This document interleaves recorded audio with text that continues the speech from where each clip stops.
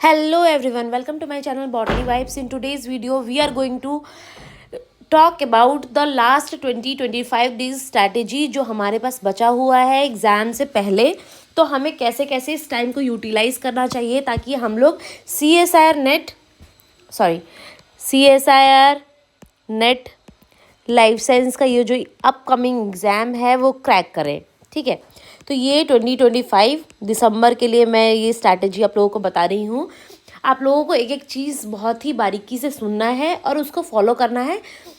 ठीक है, चलिए स्टार्ट करते हैं अपने आज इस टॉपिक के साथ, क्योंकि हमारे पास ऑलमोस्ट 20 डेज़ ही बचा हुआ है एग्ज़ाम में, ज़्यादा टाइम है नहीं।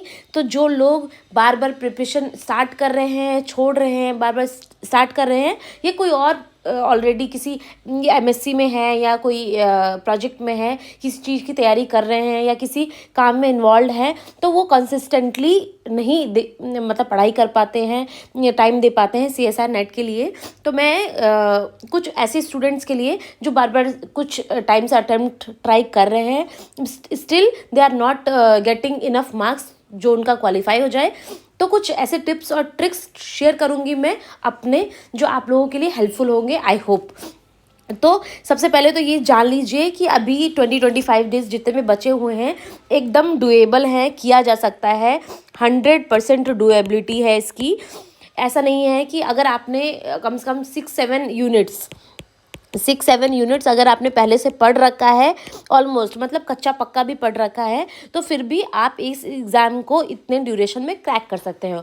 और अगर मैं बोलूँ कि आप एकदम न्यू हैं तो थोड़ा मुश्किल हो सकती है आप लोगों के लिए, लेकिन ट्राई करने में क्या दिक्कत है। अगर आप एकदम न्यू हैं तो इस बार ट्राई करिए, अपना 100% दीजिए। क्या पता इस अटेम्प्ट में ना सही तो अगले अटेम्प्ट में आपका एग्ज़ाम क्वालिफाई हो जाए, राइट। तो आपको ये बात ठान लेनी है, बिल्कुल ही ठान लीजिए ये चीज़ कि आपको जो अपना प्रिपरेशन है, हमारी जो प्रिपरेशन होएगी, क्योंकि हमारे पास बहुत ही कम दिन बचे हुए हैं, तो हमको लास्ट मिनट तक वो प्रिपरेशन को लेके चलना है, राइट।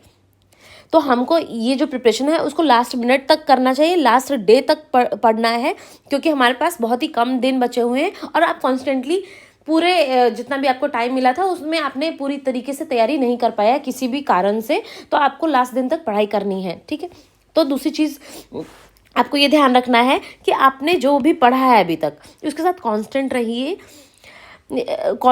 आपको नो न्यू यूनिट्स, कोई नई यूनिट को टारगेट नहीं करना है। हमारे पास जितना कंटेंट्स अवेलेबल है, जितना नोट्स अवेलेबल है, उस पर ट्रस्ट करना है। Trust your notes and trust your self.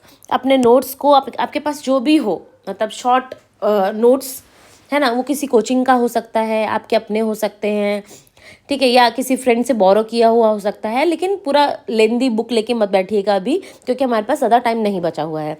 ठीक है, तो हमारे पास जो नोट्स है उसको आपको ट्रस्ट करना है, आपको अपने टीचर को ट्रस्ट करना है, जो भी आप वीडियो देख रहे हो उसको ट्रस्ट करना है, ताकि आप लोगों की पढ़ाई इस टाइम पे अच्छे से हो जाए। ज़्यादा डिस्ट्रैक्शंस में नहीं पढ़ना है आपको। तो आपको अपने कंटेंट को ट्रस्ट करते हुए उतने कंटेंट को रिवाइज करना है डेली बेसिस पे। और आप ये जान लीजिए, अगर आपके पास 20-22 दिन बचे हुए हैं तो आप ये बिल्कुल अपने दिमाग से निकाल दीजिए कि आप पूरा एकदम बैठेंगे, पैसिवली पढ़ेंगे। जैसे मैंने मान लीजिए डेवलपमेंट बायोलॉजी खोला और मैं पूरे दिन 4 दिन 5 दिन लेके बैठी हुई हूँ, तो this is not going to work for you. आप लोगों को ये वाला स्ट्रैटेजी आप लोगों के लिए बिल्कुल भी काम नहीं करेगा। तो आपको क्या करना है, आपको पढ़ाई करनी है रेट्रोग्रेड फैशन में।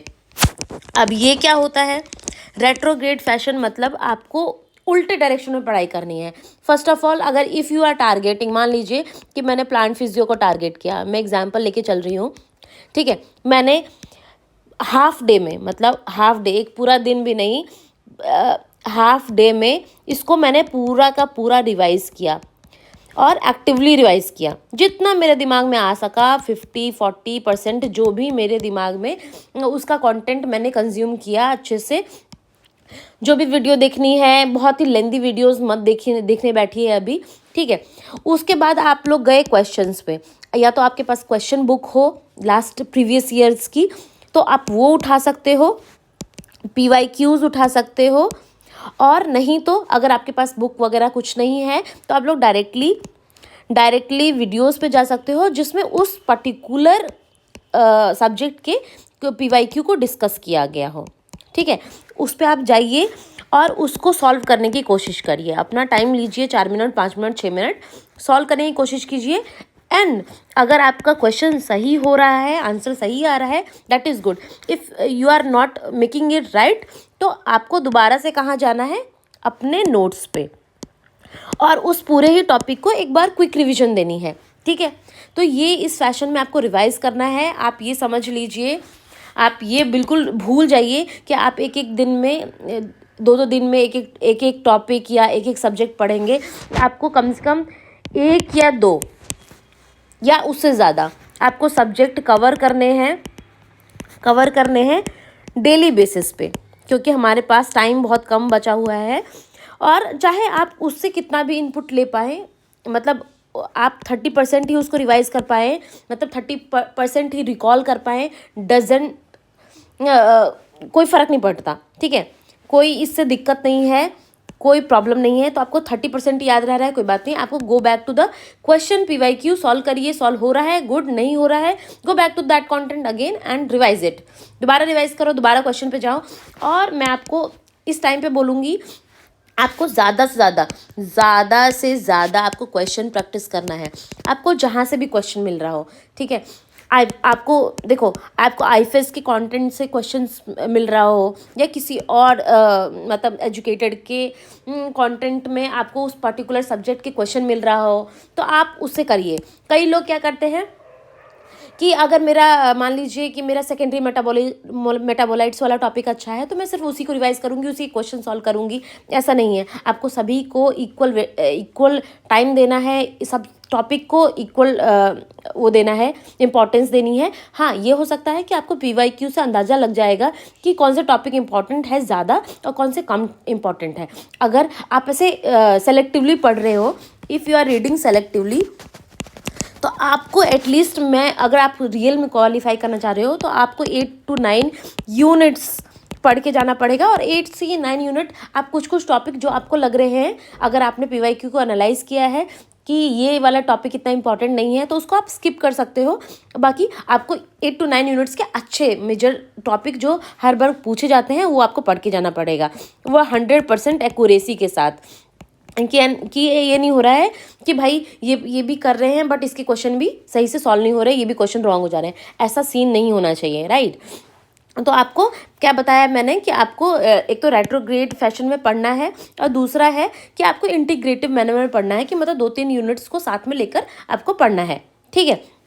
इसके साथ साथ ही मैं कुछ और चीज़ें आपको बताना चाहती हूँ कि मैं समझ रही हूँ कि अगर आप बहुत दिन से इस एग्ज़ाम की तैयारी कर रहे हैं, अगर ये आपका पहला अटैम्प्ट नहीं है, आपको बहुत ज़्यादा ही एंजाइटी होएगी।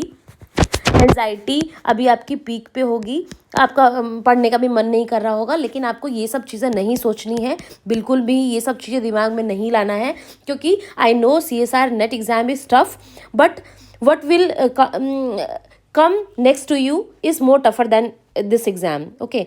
तो जो आपके सामने अब अगला आने वाला है, वो इस एग्ज़ाम से टफर है, ठीक है। यू डोंट नो कि PhD लाइफ कैसी होती है। मैं अभी गो थ्रू हो रही हूँ, तो I can relate this thing more. तो आप समझ लीजिए कि अगला जो चीज़ आने वाला है वो भी कोई आसान नहीं है। तो enjoy the journey, enjoy your self, trust the process, और सीखने पे ज़्यादा फोकस करिए। एग्ज़ाम कंटेंट कोई एग्ज़ाम के पर्सपेक्टिव में ज़्यादा पढ़ने की कोशिश करिए, rather than scanning whole book और पूरा सब्जेक्ट लेके बैठ गए हैं, 4-5 दिन की सब्जेक्ट लेके बैठे हुए हैं। This is not going to work, okay.